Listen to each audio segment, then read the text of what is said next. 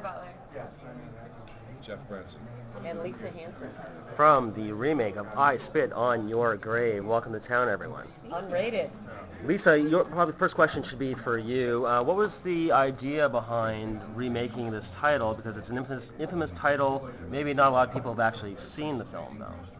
Well, that was part of the appeal, and one, there's a great core base for the original film.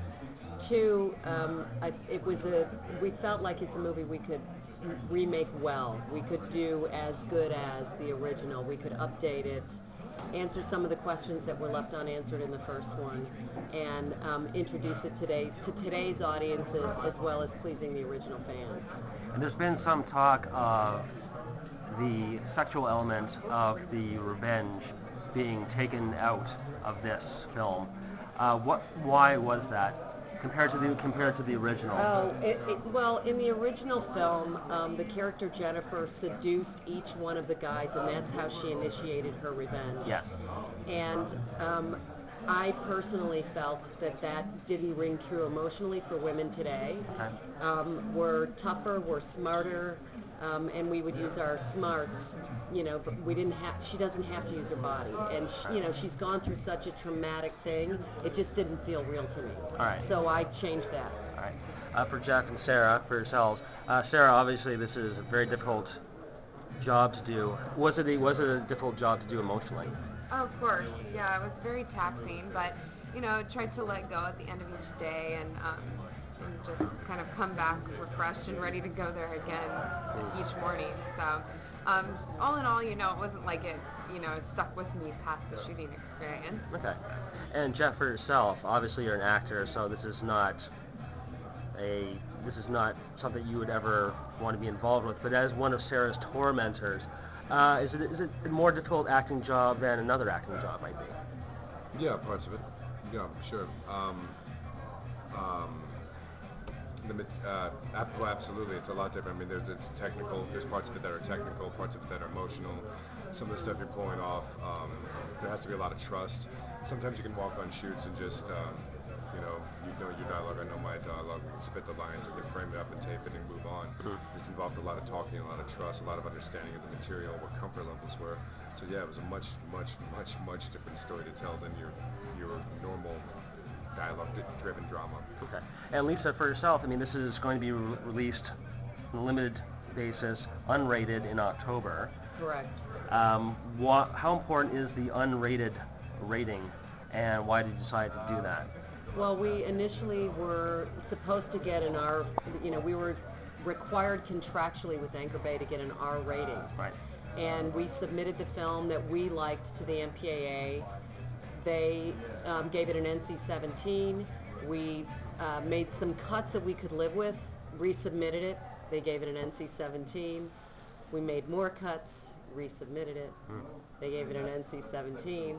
And basically they said, look, this is a really, really strong movie across the board, and you have to make substantial cuts in order to get an R. And we went back to the MPA having made substantial cuts. We got an R, and then we looked at the movie and went, it doesn't work anymore. And it doesn't push the envelope the way the original did, and it's going to really upset the fans of the film. It's just not delivering the way it needs to deliver. And talked to Anchor Bay, and Anchor Bay agreed, and we all decided to go unrated and go for it. Most people wait for DVD and release an R in the theaters, and we're giving them the real movie out of the box, out of the gate. Record. And I'll finish off with asking, are you guys all fans of horror? I assume that, Lisa, you are. Oh, definitely. Okay. Absolutely, yeah. Yeah. And yourself, sir? I'm a wuss. What was your thought when this script came to you? Holy shit. Yeah, that was pretty much it. I wasn't sure whether it was the right thing to do, but after some consideration, I realized it was actually kind of one of the biggest honors as an actor to be able to play a part with such a huge emotional arc, and it was great, and I'm super proud of it. I'm really glad that I chose this to be my first project, regardless if I don't know much of the genre or whatever. It's definitely something that I feel is going to be one of the best experiences of my life and my career. So what has been the reaction from horror fans that you've talked to thus far? I know that the director was here for Toronto After Dark, for instance, and of course you've already done the sneak preview, I believe. Yes. Yeah. What was the fan reaction to the remake, and have there been complaints as well as obviously, congratulations? Well, in Toronto After Dark, we won several awards. Yeah, we by far we've received more compliments than criticism. Like without, not even, 90% very complimentary. So we're pretty jazzed about it. A lot of original fans are really psyched about this remake because it's a true remake. It's not a, reimagining of the movie. We took the original film and remade it, updated it, but remade it.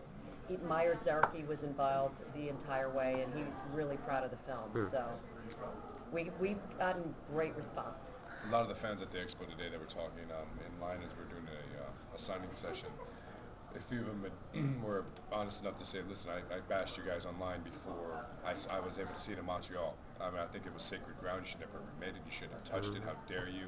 And I bashed you accordingly, because of my own feelings. And then I saw it in Montreal, and I want to retract everything and apologize because it's one of the best remakes I've ever seen. And this was probably said 5-6 times to me today in the autograph line.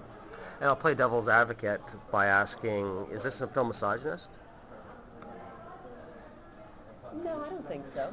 No, it's a rape revenge tale. I don't think so, but playing devil's advocate. No, not at all. I wouldn't say it is, no.